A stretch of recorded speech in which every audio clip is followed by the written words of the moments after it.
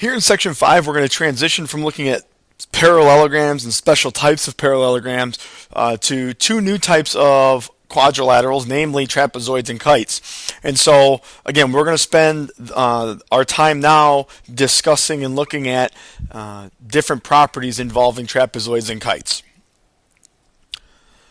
So first of all, we have to just understand some basic terminology. Okay. First of all, what is a trapezoid? Very simply put, a trapezoid is a quadrilateral with exactly one pair of parallel sides. Okay, so a trapezoid is a quadrilateral with exactly one set of parallel sides. Obviously, if both sets of sides were parallel, we wouldn't have a trapezoid, we'd have a parallelogram.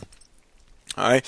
The bases of the trapezoid are the parallel sides. Okay, whatever two sides are parallel, those are the bases.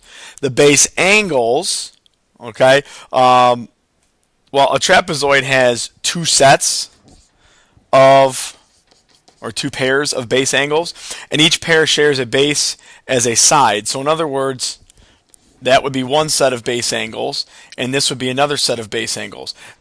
Please note that those are not necessarily congruent. I just marked them so that you could see which ones were base angles. Okay. We're going to also get into a discussion about the mid-segment of a trapezoid, and all the mid-segment is it's the segment that connects the midpoints of its legs. Okay. So if I knew that point A here was the midpoint and point B here was the midpoint, well then when I connect them, that segment there would be called the mid-segment. Okay. It's important to note it says it connects the legs. Well, the legs of a trapezoid are the non-parallel sides. Okay. So the non-parallel sides are your legs when we're talking about a trapezoid. And finally, an isosceles trapezoid, very similar to an isosceles triangle. An isosceles trapezoid is a trapezoid in which the legs are congruent. So if I erase all of this just so we can actually see what's going on here. Let's see, try that again. Third time's the charm. Yep. Beautiful. All right, so if these are my parallel sides, those are my bases. If this is an isosceles trapezoid, well, then that means that these two legs have to be congruent.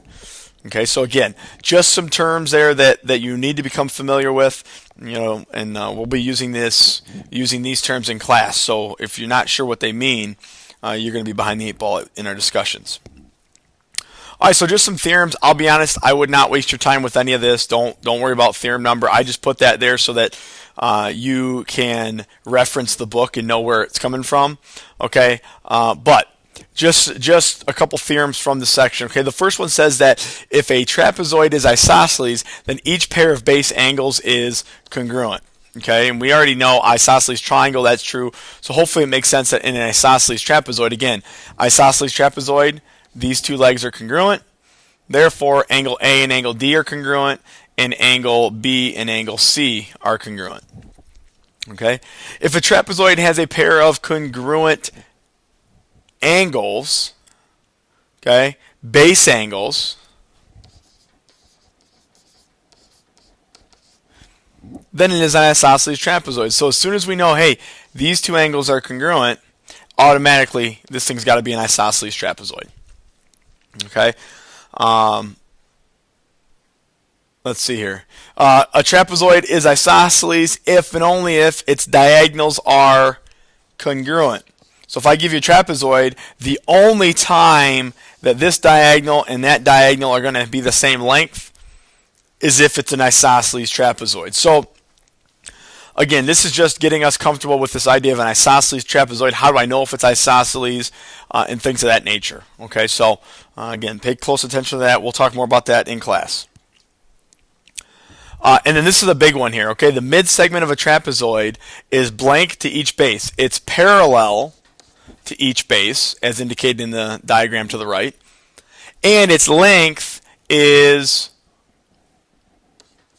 1/2 the sum of the lengths of the bases. Okay, so in other words, we know that MN here is parallel to both AB and CD, and if I want to know the length of MN here, then what I do is I average the bases, 1/2 of AB plus CD, and that will give me the length of my mid-segment. Okay. So the first example says show that CDEF is a trapezoid. And so what I have to do is, right, we go back to what does it mean to be a trapezoid? It means you have exactly one set of parallel sides. Well, it appears to me that DE and CF are going to be my parallel sides. So I find the slope, right? When we think parallel, we got to be thinking slope. Slope of DE, I got to go up 1 over 1, 2, 3. Up 1 over 3. Okay, and then I go from C to F. Up 1, 2. So slope of CF. Up 2, and then right 1, 2, 3, 4, 5, 6. 2 over 6 reduces down to 1 over 3. And since these two are the same, what that means is that DE is parallel to CF. Okay, so I've shown that these are parallel. Now what I have to do is I actually have to go one more step. I have to actually show also that DC and EF are not parallel. Okay, so the slope of EF equals, well, I got to go down 1, 2, right 1, 2. So down 2, right 2 is -1. And then the slope of CD, I got to go up 1, 2, 3, and then to the right 1. So up 3, right 1. And obviously those two are not the same. So I've already proven now that it's a trapezoid. Exactly one set of parallel sides. All right, it says, so we just got to find all of our missing angles here, okay? Well, first of all, we know this is isosceles trapezoid, so immediately base angles are congruent. That's got to be 50, okay? And I know that these two guys have to be congruent. I know all three of them have to add up to 360 degrees. So if I call this x and that x, because again, they got to be the same, that's an x. So then what you have is 50 plus x equals 360, right? N minus 2 times 180. So I have 2x plus 100 equals 360. Subtract the 100 from both sides, and you're left with 2x equals 260. And now we're just solving for x. X equals 130. So both of these angles inside would be 130 degrees. Okay, and that's all we have to do there using the properties of an isosceles trapezoid. We know this is an isosceles trapezoid. We know that PQ is the mid-segment. We got to find the measure of angle B. Well, this is the same problem we just did, okay? This is 75. We know that. This is x. This is x. All four of those have to add up to 360. X plus x, 75, 75, 360. So 2x plus 150 equals 360. And then subtract your 150 from both sides, so you end up at 2x equals 210. And now we just got to solve for x, so x is 105. Okay, so the measure of angle B is 105. PQ, now we're finding the length of the mid-segment. Remember, PQ is the average of the bases. So we're going to average our bases, 25 and 35. I have 1/2 of 60, which is just 30. Okay, just 30. I know I'm going quickly, but again, the whole point of these videos is just to kind of get your feet wet, get you seeing the stuff, and then we'll come in class and work through some problems and make sure you got it. Okay, it says find the value of x. Okay, this first one I have a problem with it. Okay, because they don't tell us anything in words. So what I'm going to do is I'm going to actually put in the marks we need. So we need this, and we need that. Okay, and if you recall, if it's an isosceles trapezoid, what do you know about the diagonals? Okay, hopefully you're saying, oh, Mr. Cook, I know that in an isosceles trapezoid, my diagonals are congruent. Okay, so you end up setting up this equation, and then it becomes an algebra problem. Okay, so 9x minus 5 equals 5x plus 23, and then I'm going to do a couple steps at once. So minus your 5x, add your 5. All right, so we end up at 4x equals 28. Divide by 4. So x equals 7. Okay. Part B, we're using a mid-segment. It's going to be a little bit, this is a mid-segment problem, but it's a little bit harder to remember. Mid-segment is the average of your bases. So if you know that, well then the mid-segment is the average of your bases. All right, and now you have your algebra equation. So you have 18 equals 1/2 of 4x. Well, half of 4x is 2x. So 18 equals 2x. Divide both sides by 2, and that tells you that x equals 9. Okay, again, that's more of an extensive mid-segment problem. Still not very difficult, but it's not as straightforward as the previous mid-segment example. Okay, that's it for trapezoids, at least for this video. Now we're going to get into discussion on kites. So what is a kite? It's a quadrilateral that has two pairs of consecutive congruent sides, but opposite sides are not congruent. All right? So here's what it looks like. So two sets of consecutive sides are congruent. So congruent, congruent, opposite sides are not congruent. Okay? Because again, if opposite sides were congruent, then we'd actually be talking about a rhombus. Okay? We're not talking about a rhombus. A kite is different. Two pairs of consecutive congruent sides, but opposite sides are not congruent. If a quadrilateral is a kite, then the diagonals are perpendicular.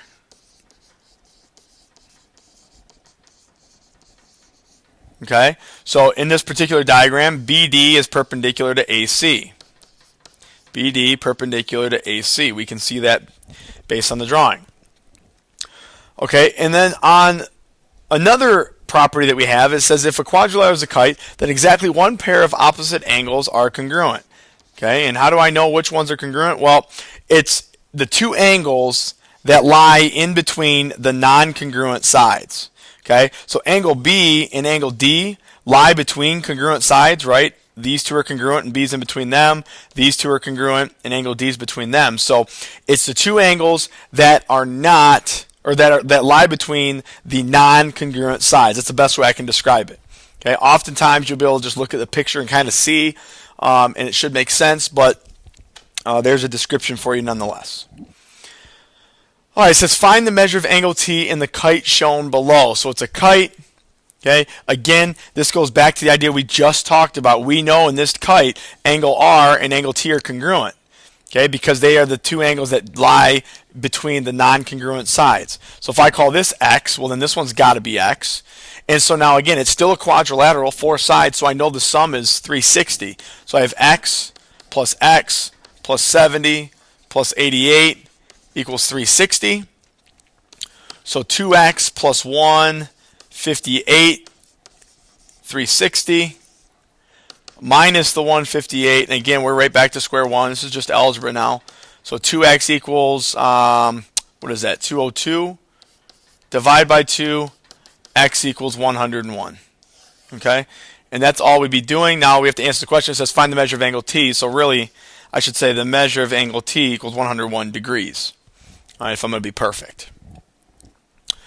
All right, just kind of plugging away here, talking about kites. So in a kite, the measures of the angles are 6x, 24, 84, and 126.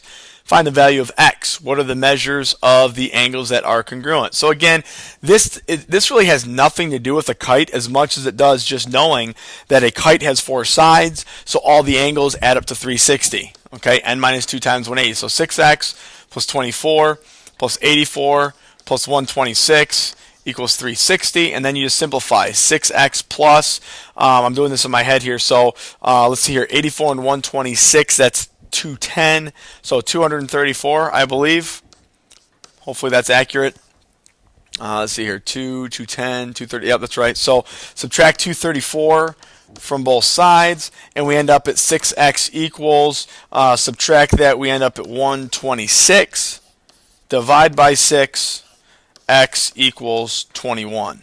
Okay, and so if I plug this 21 back in for x here, the missing angle is 6 times 21, which is 126 degrees. And I think it's pretty obvious that 126 is the measure of the angles that are congruent.